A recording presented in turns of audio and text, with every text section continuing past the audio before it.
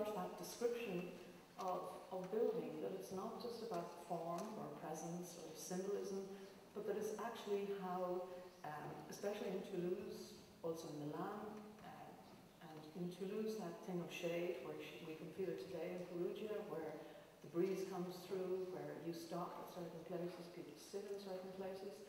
And I suppose the question we ask ourselves is, do we think enough about these things as architects? Do we think about these basic things about the beginnings of architecture being to do with making of spaces where people stop and feel comfortable and enjoy the shadow as well as the light?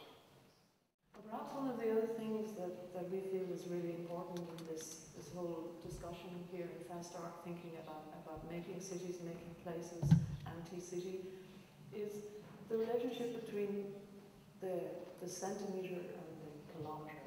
The way that you make a threshold or a doorway or a wall is as important as the way that you make a piece of urban landscape. And what we find in going to places just like in Milan, we found this tradition of using ceppo, which has this monumental quality.